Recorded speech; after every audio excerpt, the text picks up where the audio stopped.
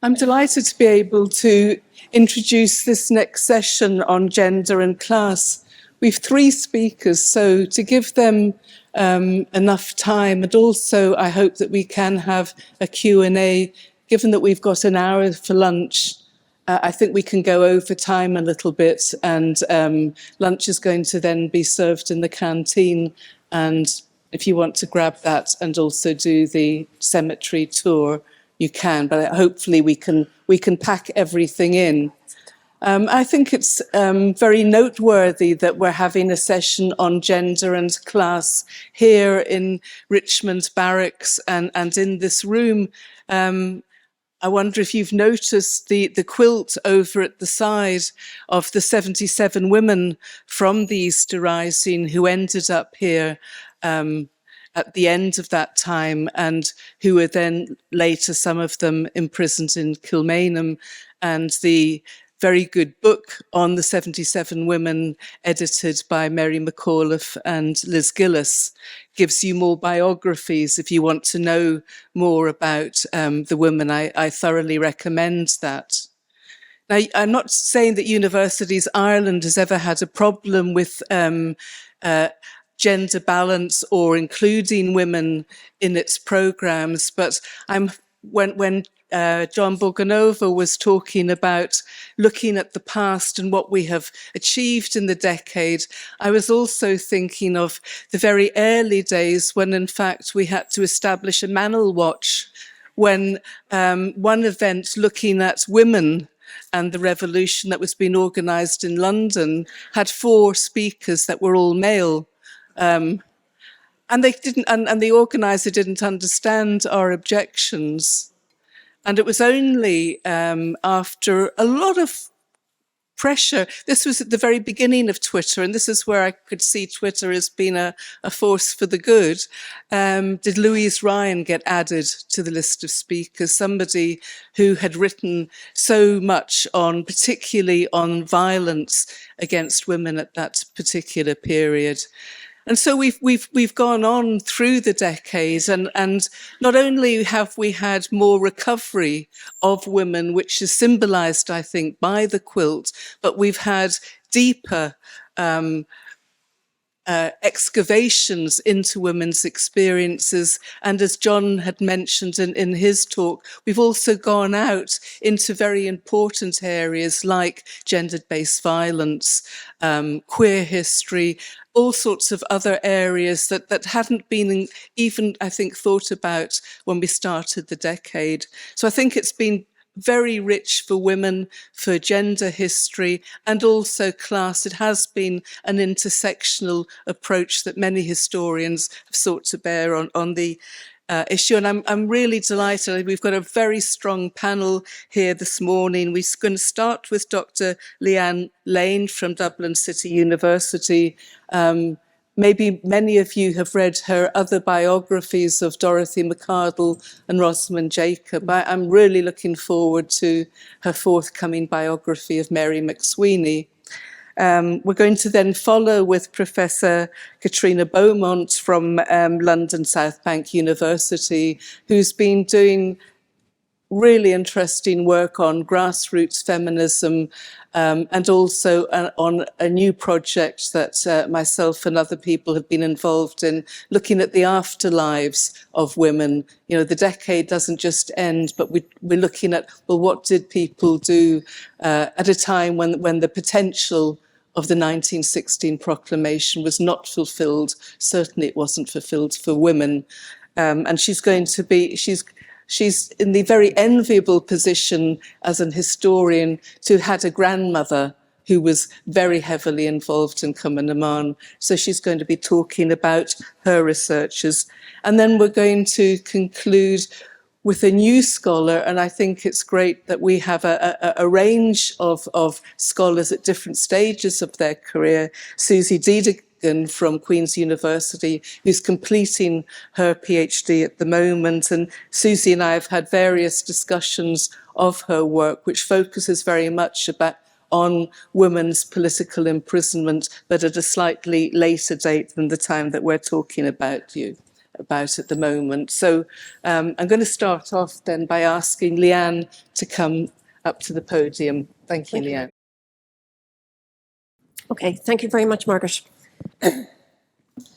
This paper is concerned to examine aspects of the later lives of women who participated in the campaigns of the revolutionary period and who did not go on to marry. Catherine Holden states that marital status, and I'm quoting here, is a vital but largely unexamined analytical category for historians, end quote. There has been attention paid to unmarried women in Britain, particularly in the context of the so-called surplus generation, whose opportunity to marry was significantly lessened due to the death of nearly 750,000 soldiers during the First World War. However, there has been limited analysis in the Irish context, despite the fact that the number of unmarried women at all ages in 1926 was twice that of 1841. Furthermore, it must be considered in the context of those figures that the census area in 1926 was 26, not 32 counties as in 1841. In relation to the population, the number of unmarried women in Ireland in 1926 was 50% greater than in England and 3 times greater than in the US. The ideology of domesticity was pervasive in the Irish Free State. Access of Irish women to paid employment was increasingly restricted in the 1920s and 1930s through legislation heavily influenced by Catholic social teaching. Reflecting on the debate on the Conditions of Employment Bill in 1935, Dorothy McCardle noted what she described as the bitter competition for employment that existed in Ireland, and stated that because women were, quote, economically and politically still more or less at the mercy of men, they were exploited in industry. Women were, she said, quote, paid lower wages and forced by poverty to accept them, end quote.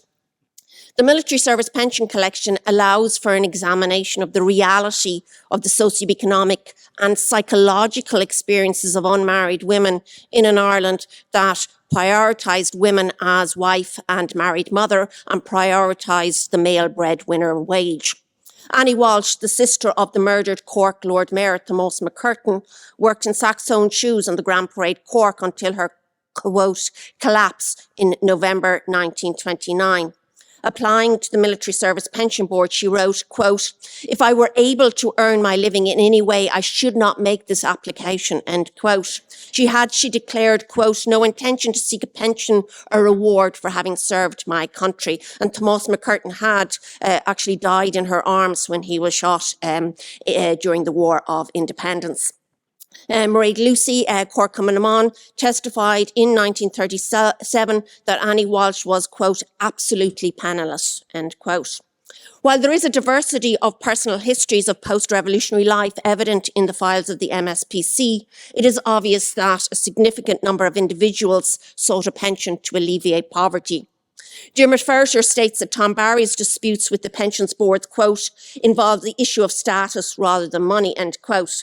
However, he also states that the files include, quote, many voices of desperation and urgent pleas for pensions due to abject circumstances, end quote.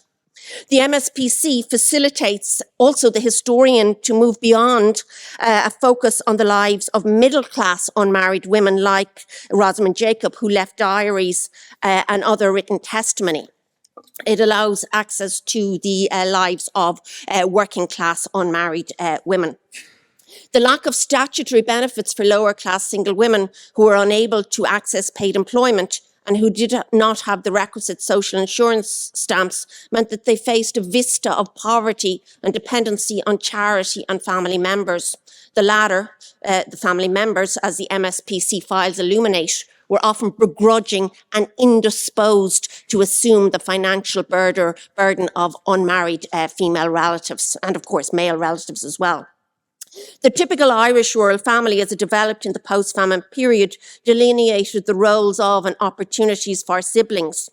The non-inheriting siblings who did not marry and remained on the family farm, in the words of Lindsay Erna Byrne, waiting, were often reduced to, as Erna Byrne states, quote, subservience and condemned to celibacy, end quote.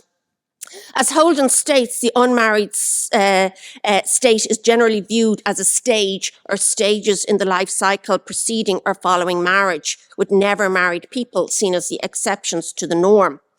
The invisibility of adult dependency in Ireland was summed up in the 1926 Census of Population report. Quote, "No account is taken in this inquiry of adults who may be supported out of the household income," end quote.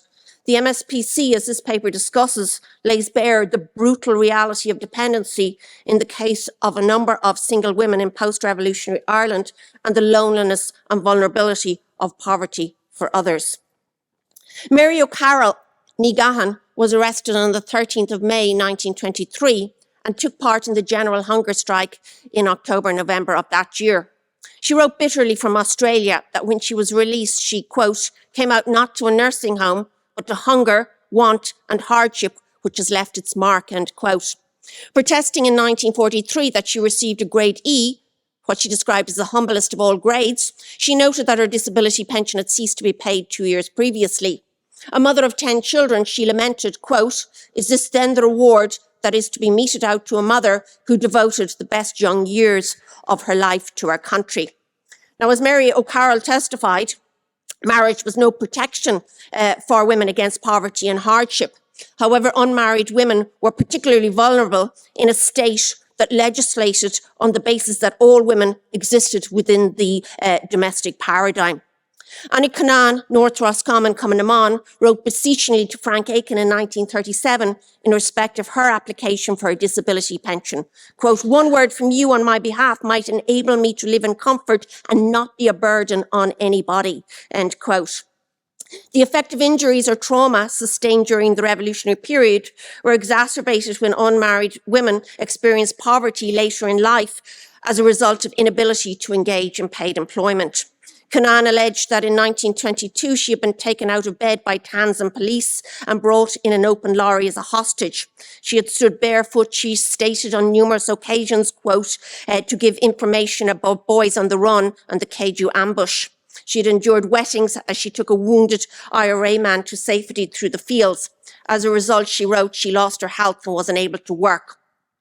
A number of these women existing on the fringes of socioeconomic life with limited personal autonomy perceived themselves as forgotten by a state which they believed owed them recognition and material recompense. The resolutions of claims and appeals was a protracted process resulting in disappointment, despair, and often incredulity. "I fail to see how I am deprived of my rank," Ellie Tiernan wrote in 1942, on receiving a grade E pension. Quote, "I was appointed president of Cumann District Council Leitrim in 1920 and held that rank until 1922, end quote.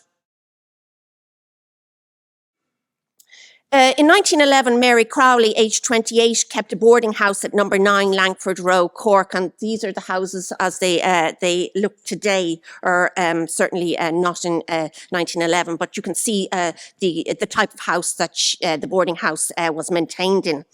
Over the next number of years, she combined this business with the running of a newspaper shop. One of her referees testified that she had, quote, "a fine business, the majority of her customers being the Protestant community around the locality," end quote. The shop was used during the War of Independence and the Civil War as an arms dump and a call house for dispatches. It was subject to numerous raids. In one such raid in May 1921, Patrick Lenihan, one of Crowley's regular boarders, was shot dead. After the ceasefire, her house was again raided and all her boarders arrested.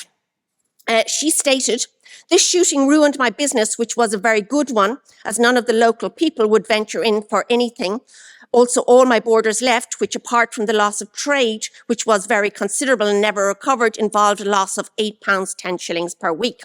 My trade never recovered, and although years later, when everything was over, I still felt the price of being associated with the IRA, as the true blue customers never came back, and I had eventually to close my doors." In 1936, despite paying rent for 30 years, Crowley was faced with eviction. She declared that she was, quote, "glad to sleep in the corner of a store unfit for human habitation when I could, if I had minded my own business as I did that of the IRA's, I could be living in comfort." What she described was, she wrote, not fiction, it is stark reality. By 1951, Crowley was living in one room in 30 Dunbar Street, and you can see here that the houses in Dunbar Street much smaller than in Langford Row, and she's just living in one room. She was living in one room in 30 Dunbar Street, in what she described was little better than a hovel in which I am trying to make a meagre living by hawking papers round in hail, rain and sleet, summer and winter, early and late. The next year, 1952, she wrote, I have waited in vain for a service pension in accord with military service rendered over the period 1918 to 23, and I now find myself compelled to apply for a disability pension, as through continuous ill health due to facing severe wintry conditions for the past 3 winters, I am unable to continue my present way of eking out a miserable existence and have nothing before me but the workhouse. And what is striking in Crowley's account of her descent into poverty is how alone and devoid of help she was. On her death in October 1961, she was survived by a brother, Timothy Crowley of Ballyduhig, Ballygarvan, County Cork.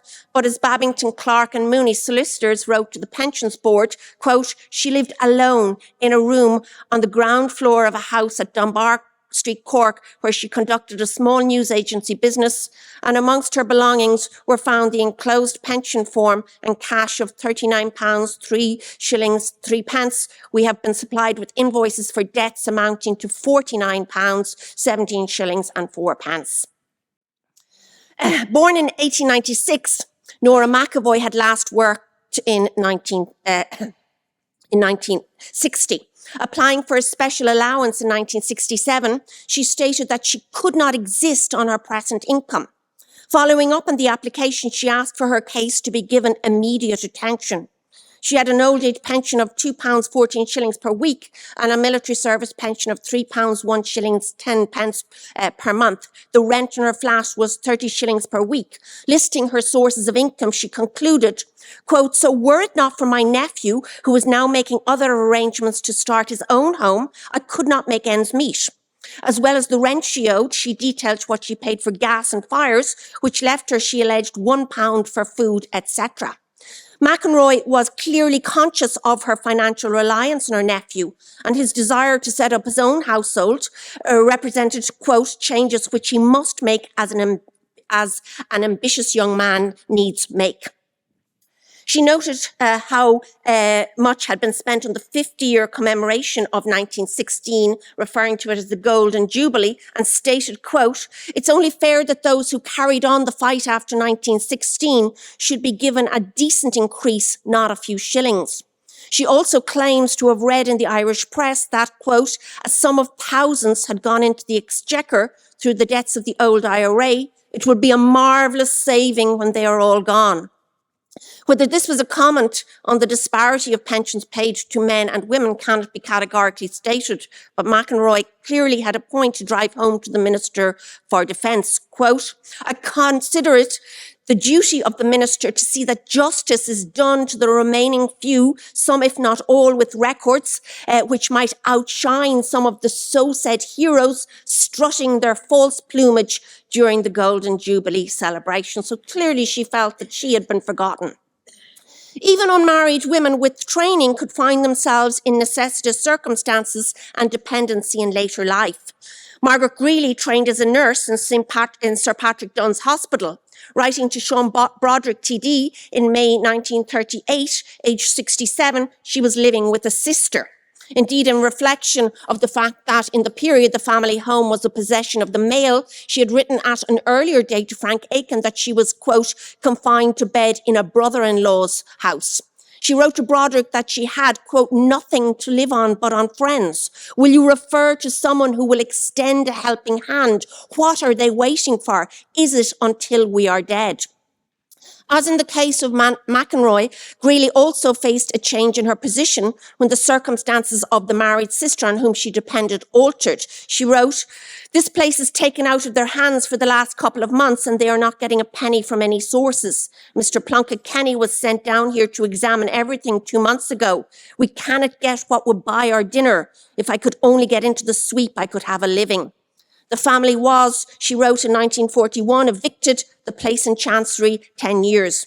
In 1947, she was living on an old age pension of 10 shillings, supplemented with food vouchers of 2 shillings, 6 pence. Annie Canaan, together with her brother Owen and sister Margaret, lived in, quote, a few rooms in her brother John Joe's farmhouse. The social welfare officer noted in 1950 that she had never worked for wages. In the late 19th and early 20th century, there was an expectation that women would not engage in paid labour. They were supported at home until they married. This left women in a precarious economic position in later life if they did not achieve marital status. Cecilia Kelleher only applied for a pension after the death of her father. Agnes Boyd wrote that her father, quote, died suddenly during the Black and Tan Terror, and my mother died after the Civil War. She herself, she wrote, was unable to pursue any career. She was not eligible for unemployment assistance under the Unemployment Assistance Act 1933, which stipulated that a spinster had to have 52 contributions in the previous 4 years. Discussing the first decades of the new state, the historian Mary Daly notes, quote, the high proportion of the population working within a family economy, which had little reliance on money incomes and waged employment. This may, as Daly states, have, quote, reduced the numbers exposed to the blunt instrument of unemployment in the context of the 1930s depression. However, the emotional and psychological effect of economic dependency has not been considered in any depth. In the case of the Canaan family, the social welfare officer testified that maintaining his 3 siblings did impose a hardship on John Joe Canaan, as he was a struggling farmer. This despite the fact that his farm was, quote, very highly valued and the house was, quote, formerly a country mansion. An earlier report from 1946 stated that John Joe Canaan maintained his siblings on sufferance. Annie Canaan appealed to the Minister for Defence in 1944, plaintively reminding him, quote, you said anyone who had lost their health in the fight for independence would be provided for. I am unable to work, end quote. She was 64 years of age in 1950 when she finally received an allowance. She died less than 6 weeks later, on the 2nd of October, 1950.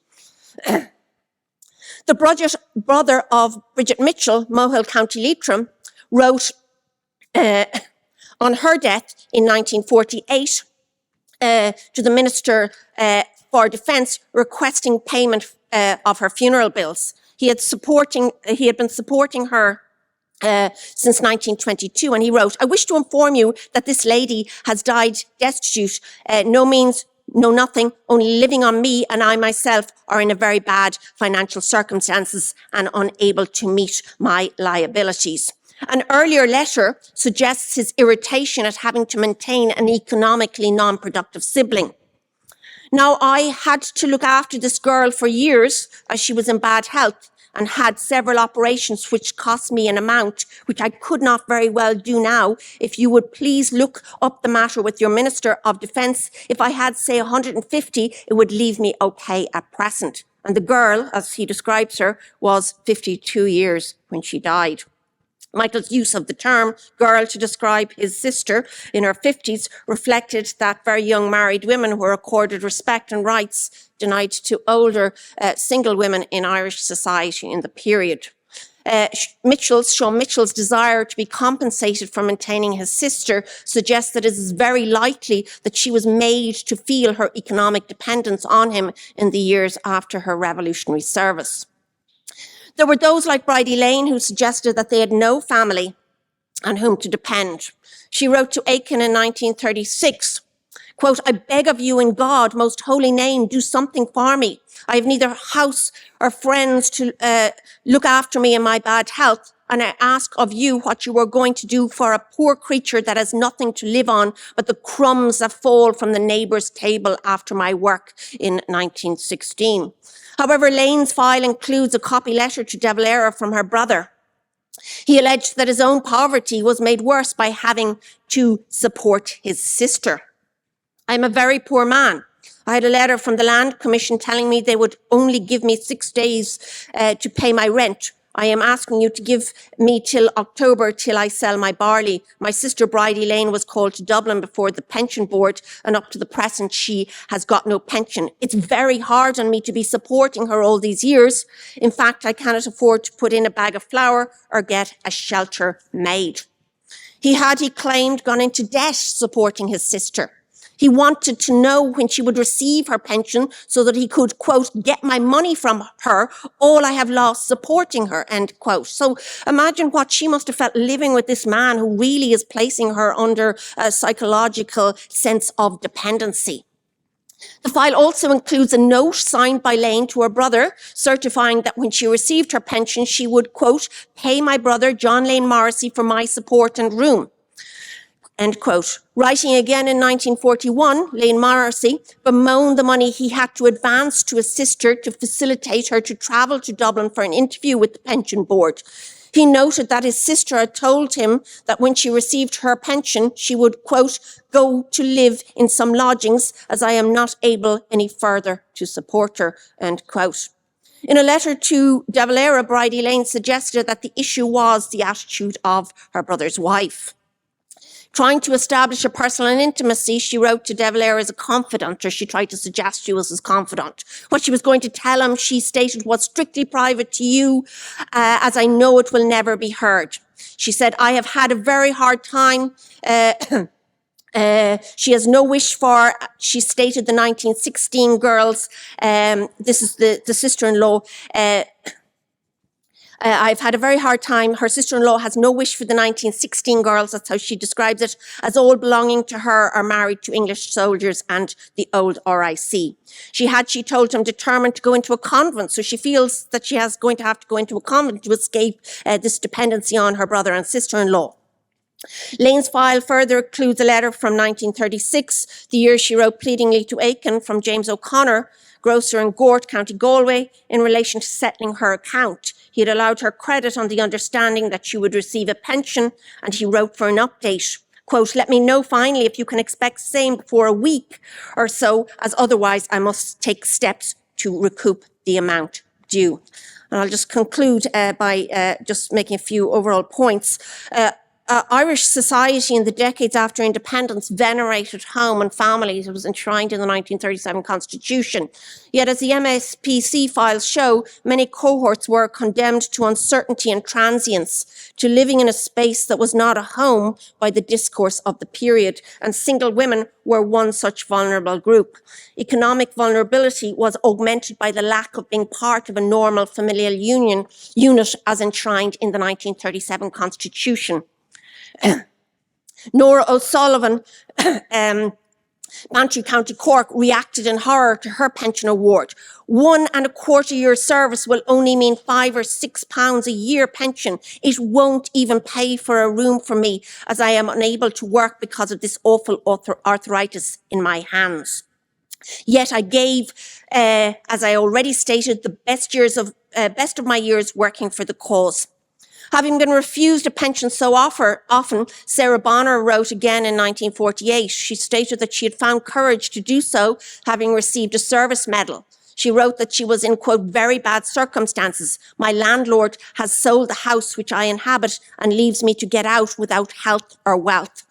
She was considering applying for a disability pension, but noted that it, quote, takes so long to get through all the formalities and my case is urgent.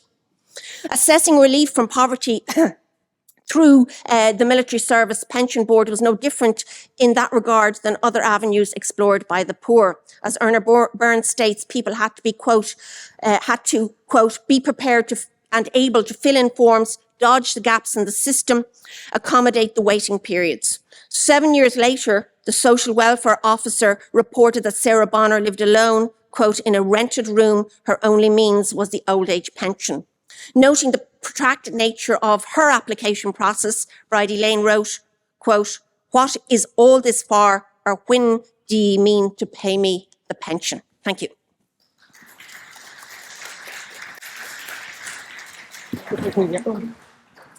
Thank you so much, Leanne. We'll go straight on, and so if you've got questions, can you hang on to them, and then we'll have a general Q&A afterwards. So We now go on to Katrina Beaumont and her family history and afterlife. Thank you, Margaret. Thank you, everyone. I just want to say a special thank you to Mary McAuliffe, who's over there, for the invitation to speak at today's conference and to say how lovely it is to be in such great company with Margaret and Leanne and Susie. So in this paper, I'm going to take my own grandmother, Maureen Beaumont, ní Magavach, as a case study and as a way into thinking about the theme of today's conference, the last of the Universities of Ireland Decade of Centenary events, with its focus on reflections, endings, aftermaths, and outcomes. I want to begin with, and there is a beginning, middle, and an end, so you will be pleased to know it does end. I want to begin with Maureen's speech to the 5th of February 1922 Cumann na mBan Convention, a meeting that resulted in a split between those members who supported the 1921 Anglo-Irish Treaty and those who, in my grandmother's words to the convention, argued, if we accept this treaty, we will never get a republic. I'll reflect here on Maureen's revolutionary activism from the privileged position as a well-educated, middle-class woman, very different to the women that Leanne has just been describing in her paper, and these class differences will emerge a bit more, I think, as the paper goes on. So I look at her position as a middle-class woman, on her apparent prioritising of Irish nationalism over women's rights, and on her experiences before and during the War of Independence. And then in the middle, I'm going to move on to consider her afterlife as a citizen of the new Irish Free State, a state whose inception she regarded as an unacceptable compromise. Here I'll consider her experiences and her contributions to this new nation state as one of the so-called Furies, the diehards, as Republican women on the losing side in the Irish Civil War were branded by at high level in Irish society, and indeed the President of the Irish Free State. So and finally, in drawing to the close, I want to reflect on the importance of taking an in-the-round approach when considering the lives of those active during the Irish Revolution. For those lucky enough to survive the turmoil of the decade 1912 to 1923, what happened to them afterwards? What lives did they go on to live? And what contribution did they make to the newly independent Irish state? And in doing this, I'll briefly reflect on the challenges of engaging in family history, so crucial to revealing these stories of lesser-known activists, and yet something that needs to be approached with great care and sensitivity. So for starters, I'm going to introduce you to Maureen Magavach, my beloved parental grandmother, who's the focus of today's paper. So the black and white image you see of Maureen in her Cumann na mBan uniform when she would have been about 22, grinning, perched on a bike, holding a fishing rod in one hand and a rifle in the other. This image is from the MacNeill family album, and Maureen was the niece of Owen MacNeill, founder of the Gaelic League and the Irish Volunteers, and I can see his name on the plaque over there behind you all.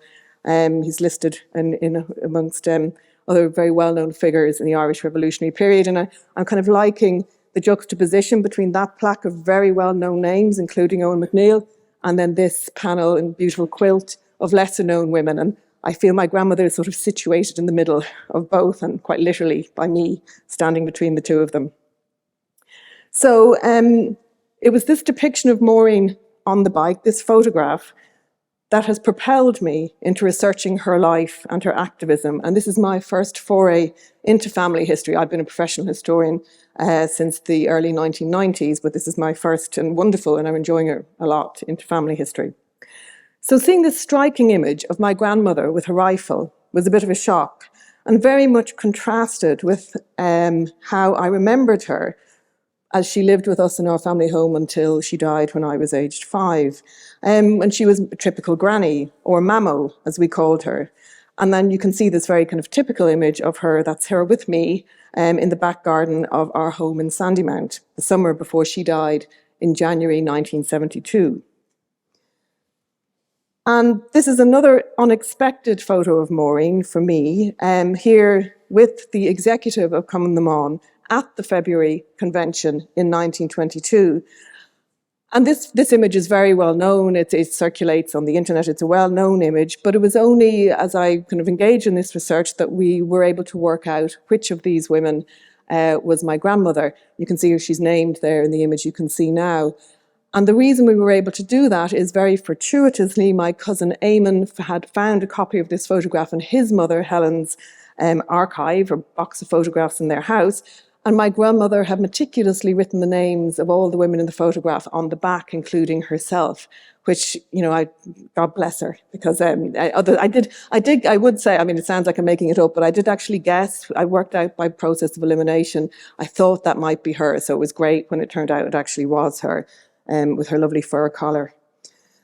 So at the convention in February 1922, my grandmother declared in her speech to members, she gave a speech because she was a member of the executive, she declared that I'm not an enthusiast about women's rights, but I believe that women have as much right to declare their opinion as the men have. We are an independent body of Irish women. We are as much entitled to declare our position as the Sinn Féin Ard Fheis and as the Oireachtas will do shortly. She's speaking about the debates that were about to come around the Anglo-Irish Treaty. So when I first read my grandmother's words, I have to confess that as a feminist historian, I was disappointed that she wasn't an enthusiast about women's rights. However, this view reflected that of many Republican women at this time who believed the cause of Irish freedom had to take precedence over women's rights. And of course, the suffrage movement had been raging in the years before 1918 when women in Ireland got the right to vote, women over 30. As the work of academics, including Louise Ryan and of course Margaret Ward, has shown, there existed significant tensions between nationalism and feminism, with many women feeling they had to opt for one over the other. And yet I was also interested in what she said next, that women were entitled to their own independent opinions. It is this expressed belief, I think, that underpinned her lifelong commitment to women's education and to women's organisations that set out to improve the lives of women and girls in Ireland. So what was Maureen's experience of revolutionary activism, and what did she do after the end of hostilities? Born in Glenarm, County Antrim, Maureen first became involved with the Irish Volunteers in 1915, when she was a student at UCD studying for a BA Languages degree. It's worth noting that she went on to graduate from UCD with an MA in German in 1916 and a higher diploma in education in 1917, indicating that she was a highly educated middle-class woman who was able to live independently in Dublin. Following her studies, she joined Louise Gavin Duffy, another Cumann na mBan executive member, as a teacher in Scolrida, the Irish language secondary school for girls, and Maureen was working there when the War of Independence broke out. So in her witness statement to the Bureau of Military History, submitted in May 1950, Maureen recalled that in 1915 she stored 2 violin cases containing ammunition and revolvers in her room in Dominican Hall, where she was lodging as a student, at the request of Godfrey Ginger O'Donnell for the Irish Volunteers. They were friends. I should stress that the violin case you can see in this image is not the violin case. That's actually a violin case that if you open it up has a lovely little drinks cabinet in it. And I found that image on the internet, but I thought it looked nice, but just for clarity. So Maureen missed the Easter Rising because she went home to Belfast to stay with her sister for the university Easter holidays. On her return to Dublin immediately afterwards, she joined the UCD branch of Cumann na mBan.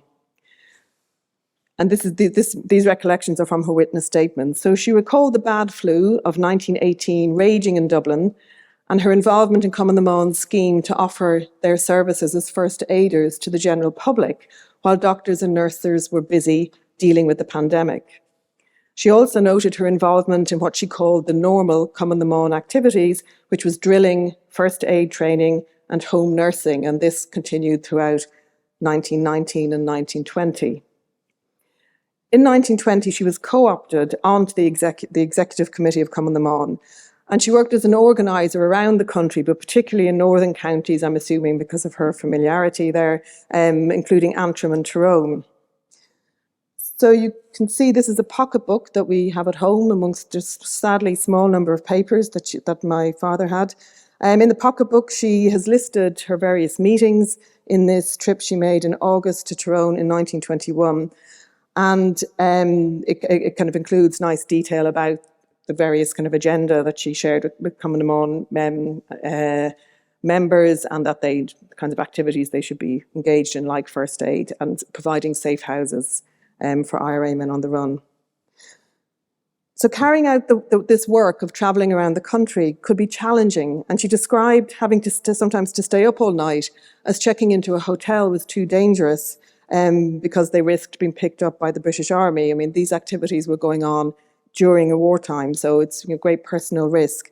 And then there's also the practical side. So you have the kind of the risk of and the unusual, exceptional circumstances of war, and then the really practical concern that you were back at work on Monday morning on time. So they had to make it back at the weekend to be ensured that they were in work. She was teaching and in work on Monday mornings.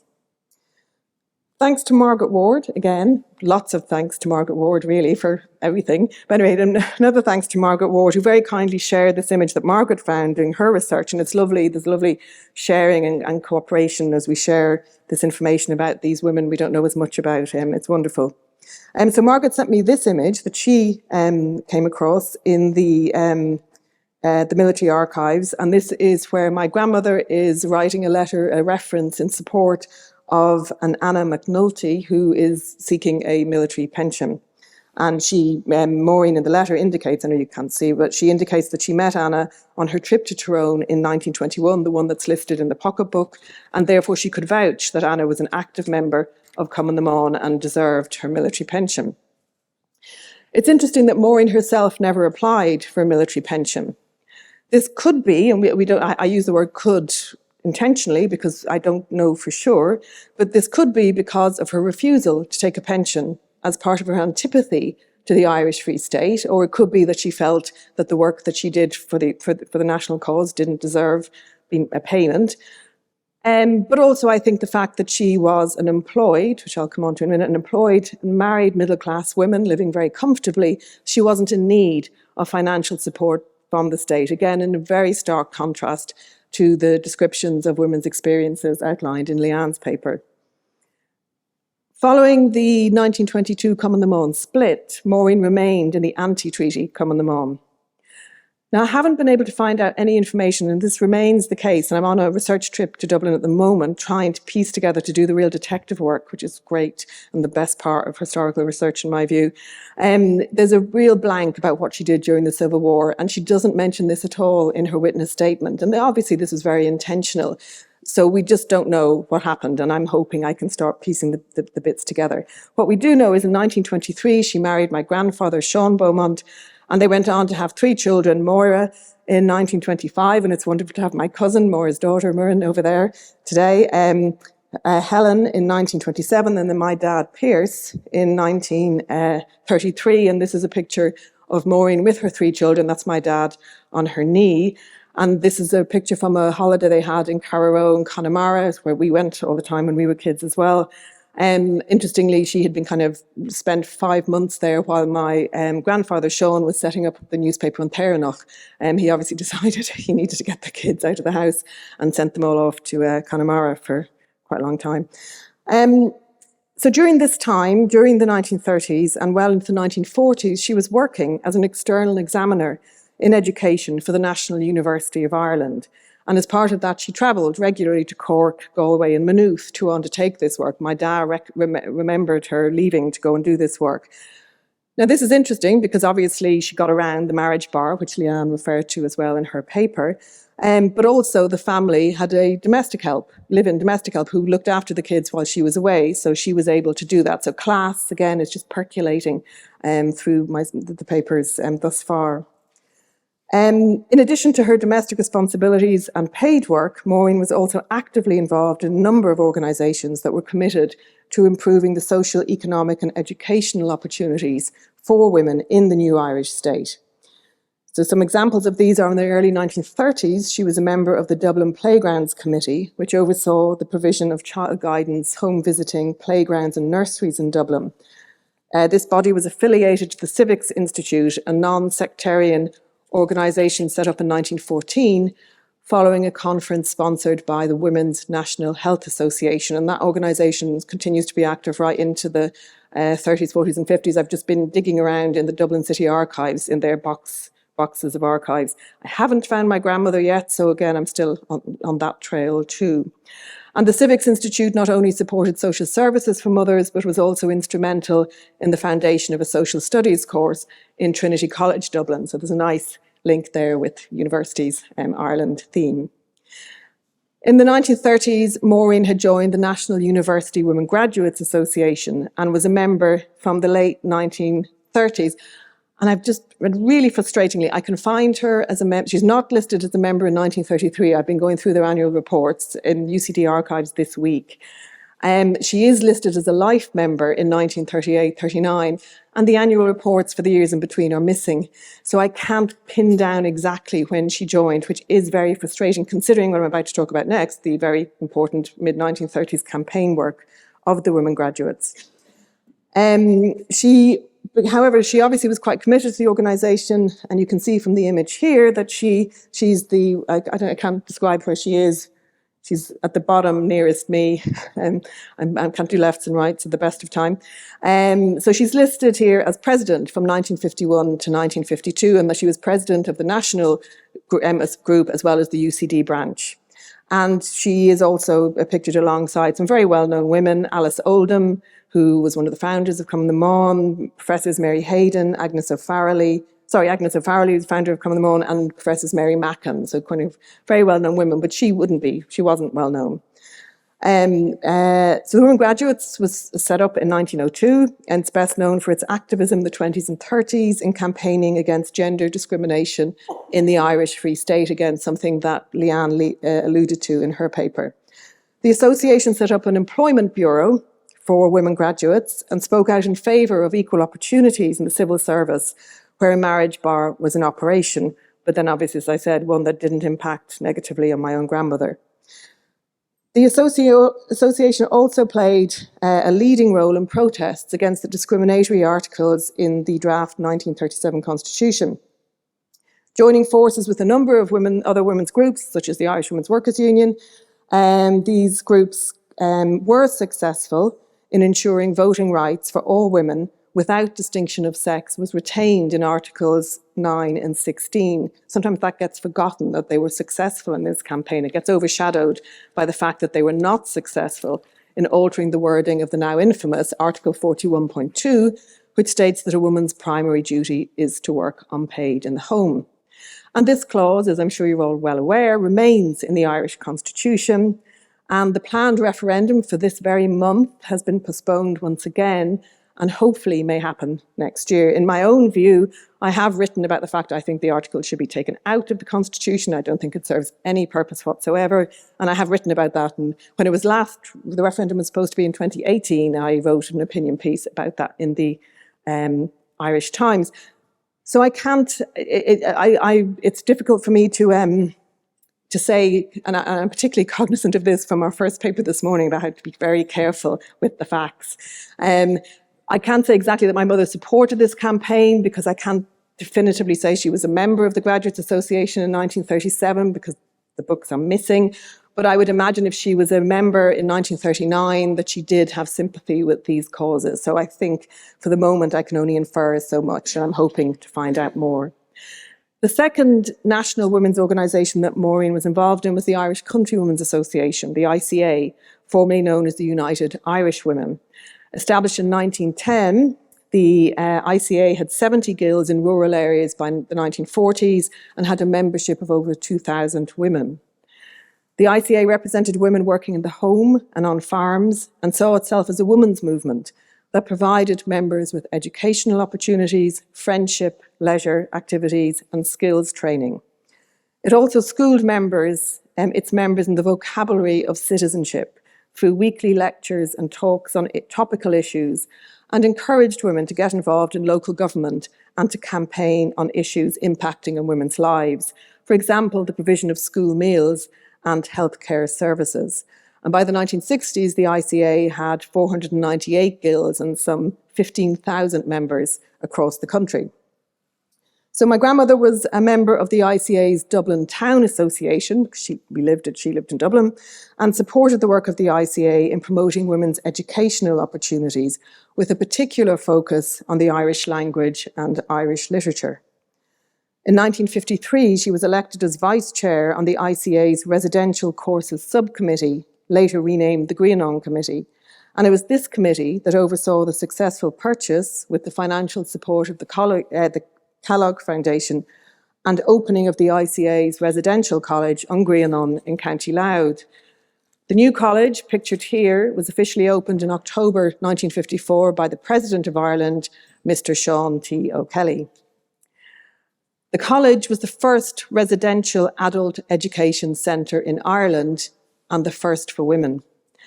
It provided women with the opportunity to engage in a wide range of educational courses, and I think the evidence would suggest my grandmother gave some of those courses around Irish language and literature, and also, of course, allowed women to have a break from the daily duties of home and work.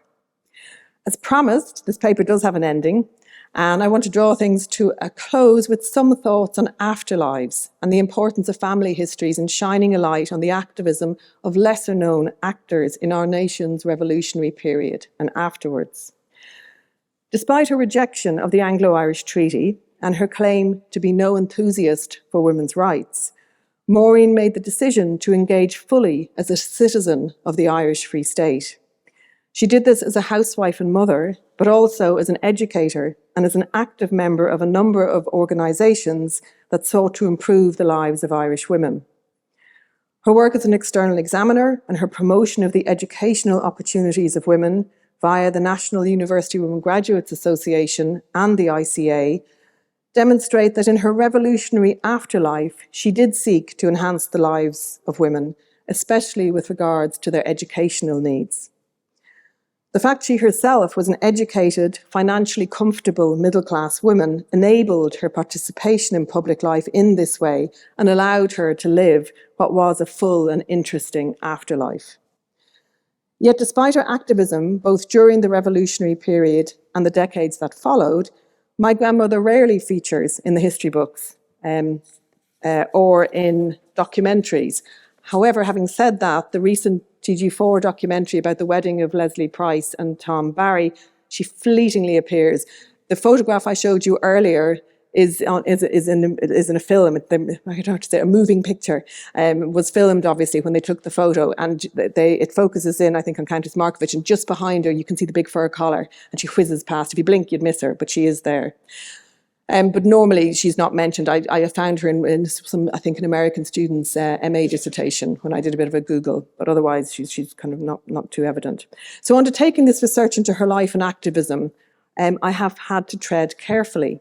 My late father was uncomfortable talking about her involvement in Cumann na mBan and her support for armed struggle. He was very uneasy about that photograph of her sitting on the bike with the rifle. I'm sure his reaction and my experience is not unique in families when it comes to talking about the past lives of family members during the revolutionary period, especially when, as in my family, divisions occurred over which side was taken in the Irish Civil War. Nevertheless, there are ways to have these difficult conversations as long as they are approached with sensitivity. When I explained to my dad that I wanted to look at his mother's life in the round, not just her role in Cumann na mBan, he was much more at ease with my project. So I think managing these difficult conversations is the theme of a podcast, which I get a plug for. It's a podcast I've made as part of the Afterlives project, which involves Mary McAuliffe and Leanne and Margaret Ward and others. And we talk about that, myself and Fionnuala Walsh and Mary talk about these challenges of dealing, but it's so important that we are able to do this. And you can listen to the podcast at the UCD History Hub and at wherever you get your podcasts from. Plug over. So to conclude, in reflecting on endings, aftermaths and outcomes, my view is that one of the most significant impacts of this decade of centenaries has been the creation of new spaces where the life stories of women involved in the revolutionary period can be shared within and beyond families. And this in turn enables us to focus our attention on what they did next and how they helped to shape the new Irish nation. Thank you.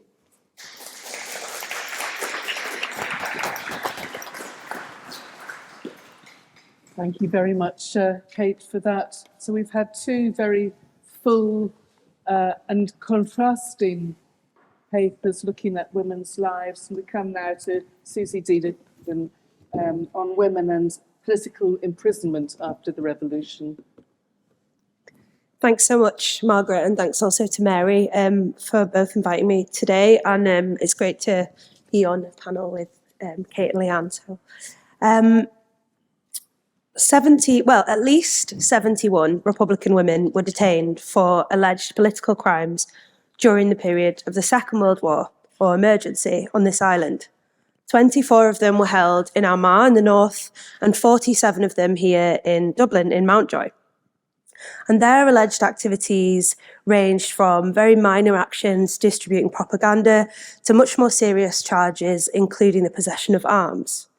Some of them were teenagers, others were older, with businesses, professional careers in teaching, nursing, the civil service. Some of them were married mothers, and 2 were actually interned alongside their teenage daughters. At least 6 of those women had been interned previously during the Civil War. Some of them also came from families with very well-known Republican lineage and records of service, either themselves or their families had records of service during the revolutionary period. Others went on to remain active in the militant Republican movement and then to play a role in the later conflict in the North. So in this sense, I argue that the generation of Republican women active in the 1940s in some ways bridges the gap between those active in the revolutionary period and those active during the later conflict known as the Troubles. Whilst scholars, many of whom are here, have worked to vastly increase our understanding of Republican women's experiences in the revolutionary period, particularly over this decade of centenaries, and as we've heard today, are working on the afterlives of these women, women specifically active during the emergency are still in many ways absent from mainstream academic narratives, from public discourse, and in many cases from community memory. This absence, of course, is at least in part due to the very complicated and fragmented nature of the militant Republican movement generally in those twilight decades. Cumann na Món was undoubtedly less active in this period than it had been in the decades that preceded. But the absence specifically of women's stories also speaks to the masculinist ethos of the militant Republican movement in those decades, and of course to the wider marginalisation of women's experiences. So today I really want to consider 3 ways in which the revolutionary period has directly shaped the experience of political imprisonment for those women during the emergency. Firstly, in looking at how personal experiences of political imprisonment influence decision-making at government level and also within the prisons, and then how appeals made by the women and their supporters highlighted their family roles in the revolutionary period and or their personal connections to Fianna Fáil ministers. And then finally, how pre-existing networks of Republican feminists continued to support women in their families in this period. So as we know, time spent as an internee was a very common experience among establishment figures in the early decades of the 20th century here in Ireland. And Will Murphy has described political imprisonment as, quote, an important qualification for public life. Just as these experiences had influenced the administration during the Civil War, they continued to influence the government during the emergency. Gerald Boland, the Minister for Justice in those years, of course, had been interned in Frongoch in 1916, again in 1918, and then had spent 2 years in prison during the Civil War, and when he also embarked on hunger strike. Undoubtedly, this coloured his approach during the emergency, when the department was acutely aware of the potential political repercussions of internment. Boland made direct and very personal interventions in individual cases and frequently dismissed police recommendations, which really highlights the influence of his personal experience. But he also saw specific insights into the experiences of female internees. And one way that he did this was to enlist the assistance of Linda Kearns McQuinney, to visit Mountjoy, to speak with the internees, and to advise the department on their treatment. She had, of course, extensive first-hand knowledge of imprisonment, famously having escaped from Mountjoy herself. And Stephen Roach, who was secretary of the department at that time, stated that usually he'd be reluctant to accept a woman's advice, but he would make an exception because Cairns was, quote, sensible, practical, and knew what she was talking about. When she did visit Mountjoy in 1941, her overall view of the women was actually quite damning. She described them as, quote, about the poorest collection of conspirators I have ever come across. And she concluded that most of them were actually quite harmless, they posed no threat to public safety, and said that continuing to intern them was simply a waste of resources. Her comments were discussed in the department, but internees weren't released on her advice. Some of them remained at Mountjoy until 1943. The implementation of regulations which shaped the day-to-day experience in Mountjoy was largely at the discretion of Governor Sean Kavanagh. And again, like many of his contemporaries, Kavanagh had also experienced political imprisonment, actually in Mountjoy himself. And his experiences of incarceration also facilitated some empathy with those in his charge. He was known to have favourites and a relaxed style of management. When interviewed later in life, former internee Patsy O'Hagan stated, quote, "He was not the worst, I must say. He could have been real tough." So his approach contributed to a relatively lenient experience of imprisonment endured in Mountjoy, which is particularly true when contrasted with male experiences during the emergency and also with the harsher implementation of rules for women in Armagh, where on at least one occasion the RUC were called in to implement order and a physical struggle ensued. In the north, of course, ministers and members of the prison staff were not veterans of the prison struggle. And equally, there was no appealing to shared collective Republican pasts. Republican internees from mostly working class parts of North and West Belfast had none of the same personal familiarity with authority figures that many of the women interned in Dublin had.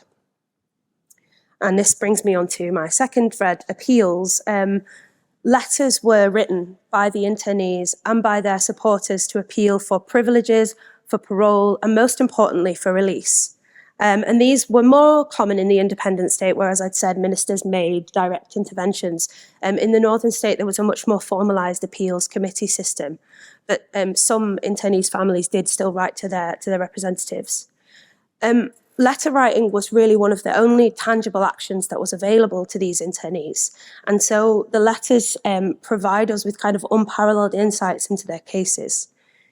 In her examination of the letters of the Catholic poor, Lindsay Erna Byrne has outlined how patterns emerge in what letter writers choose to emphasise. And the appeal letters in this period for those interned in the independent state often focus on evoking shared Republican pasts. They capitalise on personal connections to ministers and they highlight shared trauma.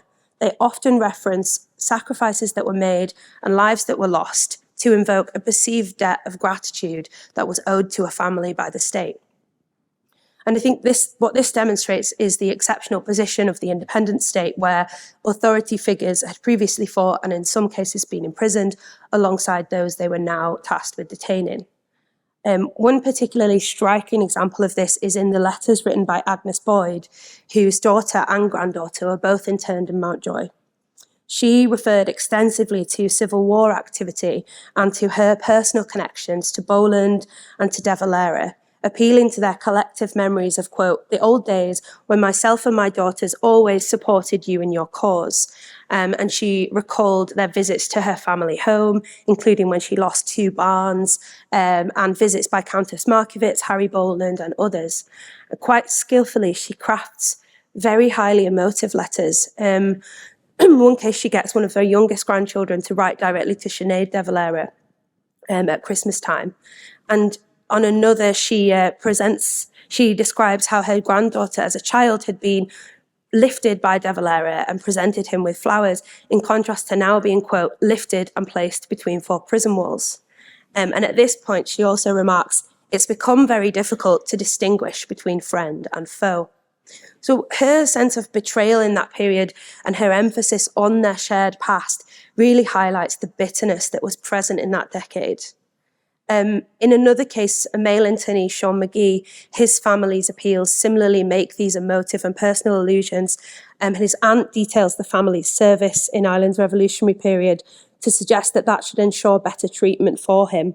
As an old Cumann na mBan who has done a bit for Ireland without applying for the pension for the same, I consider this rather summary treatment.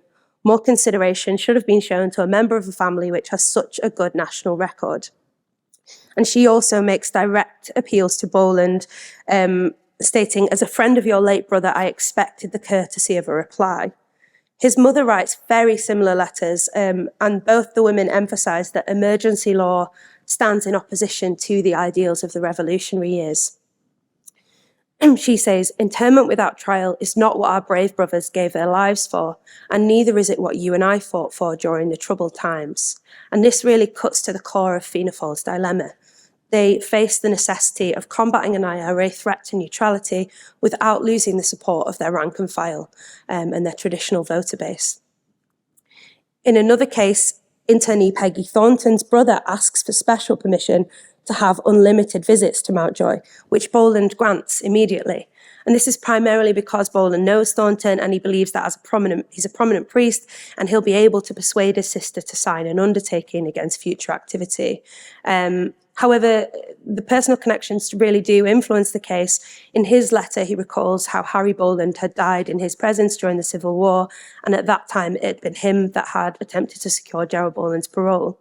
So there's this clear personal familiarity and a sense that an internee with fewer connections would have struggled to secure the same consideration, which is really reinforced by the fact that the only other female internee to be given visiting privileges is Noineen Brewer. Her family's status undoubtedly influences her case. She is an active member of Cumann na mBan in the period, and alongside her mother, assists in fundraising work for prisoners' dependents. Their family home and drapery business were sites of significant Republican activity throughout the emergency, and Special Branch believe that she's central to IRA communications in the Dublin area, with Superintendent Cowell referring to her as, quote, one of the most active ladies in Dublin. But the Department of Justice dismisses their recommendations to intern her. Again, her internment places Fianna Fáil in this quandary. It's highly politically sensitive. But she is eventually arrested at the family home in the summer of 1942 in one of the more well-known incidents of the period, when it's revealed that the family had been harbouring a German agent. And the high-profile nature of that event, coupled with the family's legacy, means that the nation's press becomes fixated with the case. And no action is taken against Caitlin Brewer at that point. Despite, at least in theory, the use of the home to harbour this agent posing a significant threat to neutrality and being among the most serious actions undertaken by a female in the period, no action is taken against her, where other women are detained merely for a suspected association or distribution of a small amount of propaganda materials. So again, this highlights the influence of personal connections and the revolutionary legacies of families on the decisions that were made by Fianna Fáil ministers. And this sentiment is carried through the handling of Noineen's parole and release appeals. Following her internment, William Kelleher, a Cork Republican, writes to Boland expressing shock at her detention and calls for her release, quote, for the honour of her father Cathal and your brother Harry. And again, the personal nature of this appeal, the invocation of the sacrifice made by Brewer's father and the minister's brother, encapsulates Fianna Fáil's dilemma when interning the relatives of former comrades, but particularly female relatives. And he prompts Boland, quote, let the girl go home. Boland doesn't oblige, but he does, again, show her increased leniency over parole. She's given extended periods for very minor business matters, while other internees are denied even short periods for family or medical emergencies. There's no record of her treatment causing friction in Mountjoy, but in the Curragh, the perception that male internees from prominent families were granted privileges was a constant source of tension. And Sean McConville's argued that the Brewer family were resented for their middle-class background. This was a resentment shared by the authorities, as Commandant Guiney grumbled that Rory Brewer was allowed to complete his sentence out on parole, quote, while the fools had to suffer on. And Fiona Plunkett's case provides a further example of this. Again, an active member of Cumann na mBan sitting on as publicity officer on the executive throughout the emergency, she's interned in June 1940 and requests parole in July.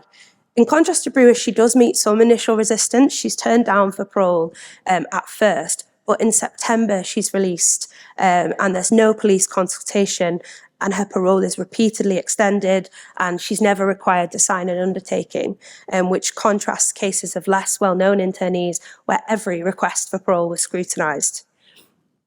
Nick Devade has discussed the influence of generational Republican experiences and subsequent trauma, and contends that the emergency was a watershed moment where, quote, sides were taken and pasts were invoked more heatedly than ever. Her discussion of the strength of feeling in clemency campaigns evokes many of the same themes as the appeal letters considered for this study.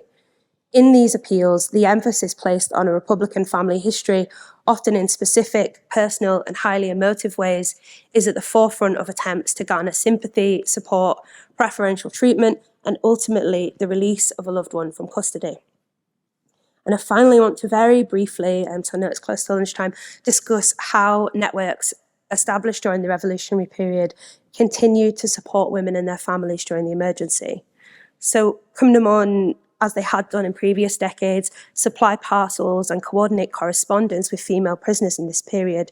And to assist with this, they enlist women who are part of existing activist networks. These include women like Nancy O'Rahilly, Helena Maloney, Madeleine French-Mullen, and Hannah She Skeffington, and the list goes on. But by calling on women with long-established links to Republican activism and experience in previous prisoner welfare campaigns, this highlights the importance of these existing networks to the work of Republican women in the 40s. Many of Cumna Mon's executive in that period had themselves been political prisoners: Sheila Humphreys, May Laverty, Fiona Plunkett, and many others, as had many rank and file members. And of course, their experiences informed their efforts. Outside of Cumna Mon, there were other organisations in which its members were and had been active. And of course, work for prisoners and their dependents was perceived by many as charitable and not as direct support for the actions of the IRA.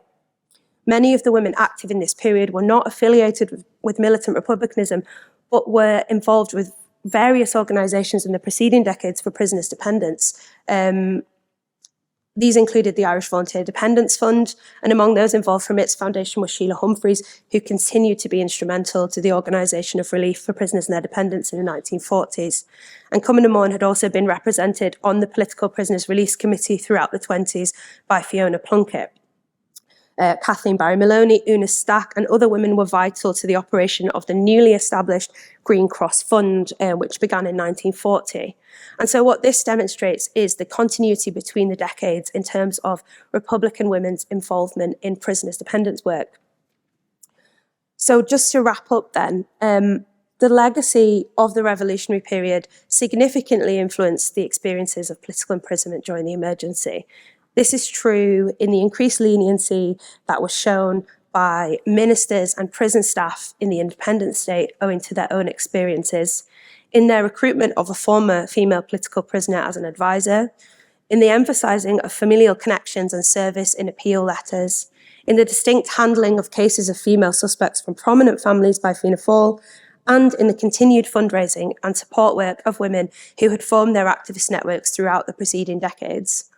It's my view that we must continue to reflect on the period between the Revolution and the Troubles in order to fully understand the aftermath of the former and also the genesis of the latter. And of course, women's stories have to remain central to this. Thanks so much.